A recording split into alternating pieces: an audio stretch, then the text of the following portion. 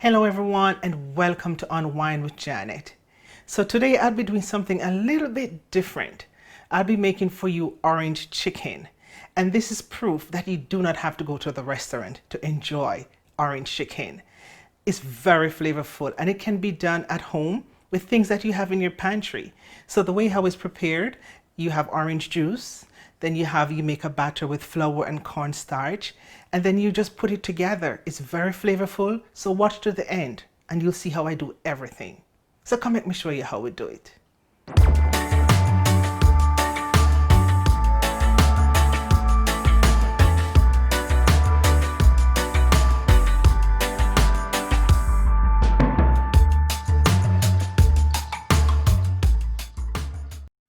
For this orange chicken recipe, you will need 1-inch cubes of chicken pieces, and you can either use the chicken breast or your chicken thighs.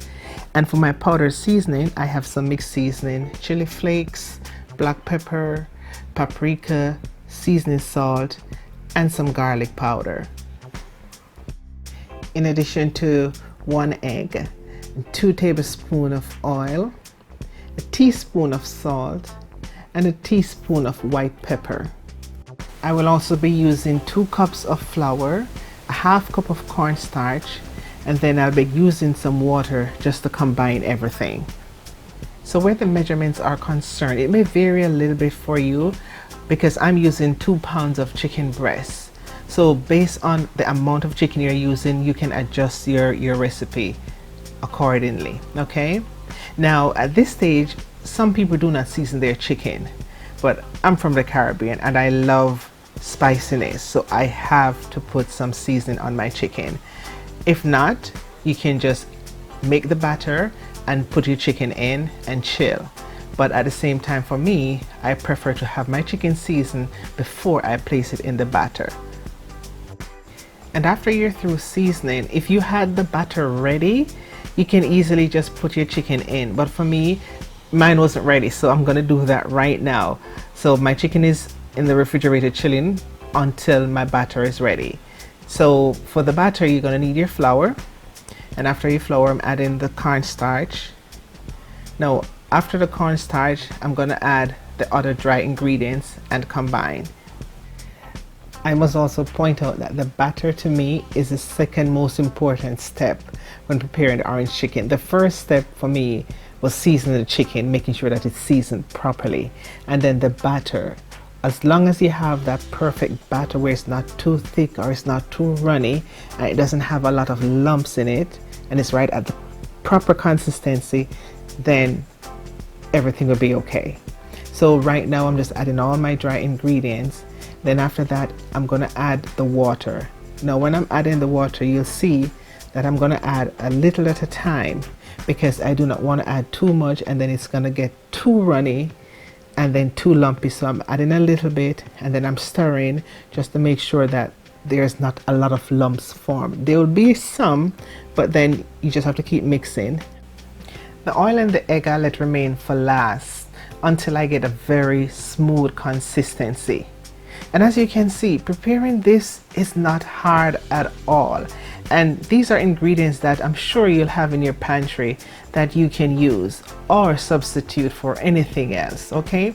So I want you to give it a try, and then when you do, let me know how it turned out.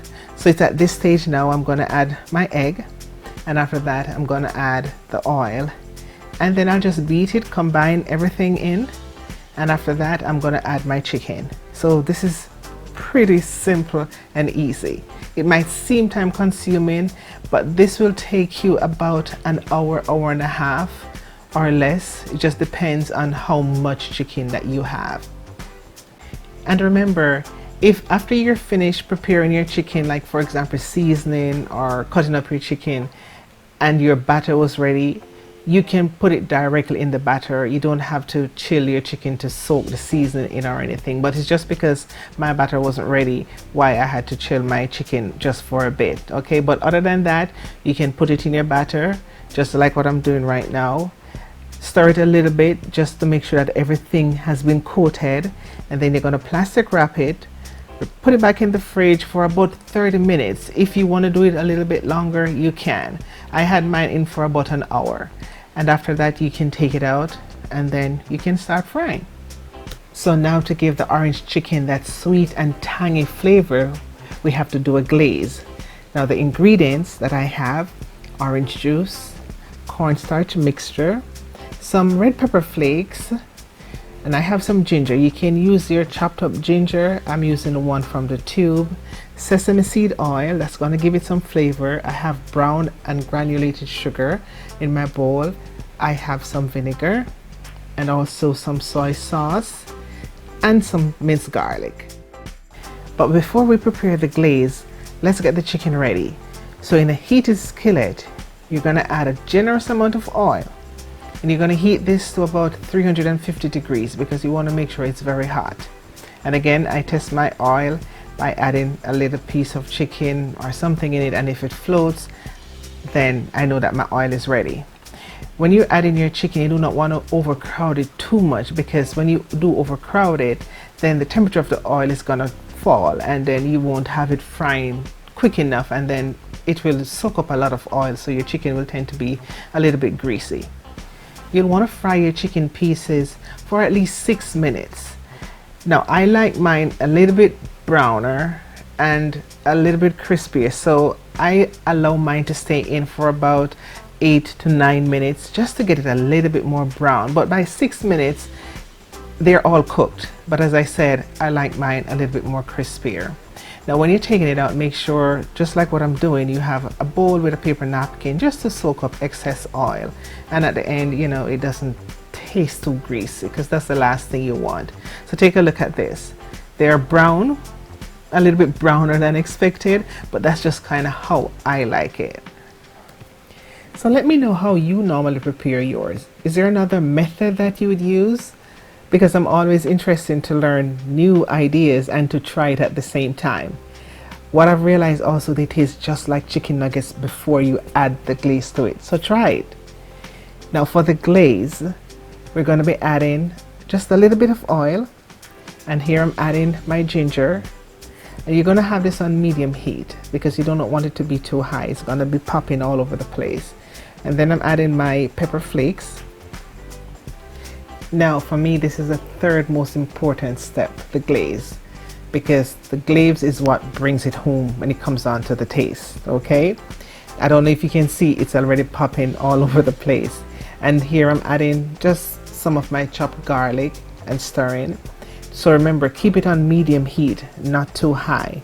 And then the bowl is a combination of both my granulated sugar and brown sugar, to which I'll be adding, and that's what makes a big difference. If you do not have granulated sugar, use your brown sugar. If you do not have brown sugar, use granulated sugar. To me, it doesn't matter. I use both, or sometimes if I don't have one, I use the other. So you get the same taste. And then after that, you add your orange juice. Again, the amount that I'm using, it just depends on the amount of chicken that you have. So if you want to adjust it and add more liquid, you can, based on the amount of chicken that you have. Okay, and don't forget to add your vinegar, because that's what's going to give it that nice tangy taste in the end. It makes a big difference. After you've added that, you're going to bring it to a boil, after which you're going to add your cornstarch. Now your cornstarch is your thickening agent. You do not want to add too much. You just want to add a little at a time, just like what I did, just to make sure that it doesn't get too thick. And if it did, all you have to do is just add a little bit more orange juice to get it back to that consistency that you need. So whatever it is, you can always correct it in the end. And now all you have to do is just allow this to cook for about a minute, because you want the cornstarch to cook just a little bit. It doesn't have to be 2 or 3 minutes. And after that, then it's going to be ready for you to add your chicken pieces. I should also point out that the recipe will be in the description below. So if you want to try this, the measurements as well as all the different ingredients will be there. Now as you can see, I just added a few pieces because I didn't want to overcrowd the pot and get them coated, and then I'm adding in the second batch and then making sure that everything is properly coated. Now I add some sesame seed oil. If you do not have sesame seed oil, you don't have to use it. It can go without it, but it's just that it gives it another level of taste. It has this nutty taste that it adds to it, so that is why I sometimes add sesame seed oil. But as I said, if you don't have it, it's not a deal breaker. You can go without it, okay? Now, after everything is all coated, it's all done. There's nothing else that you need to do except to enjoy.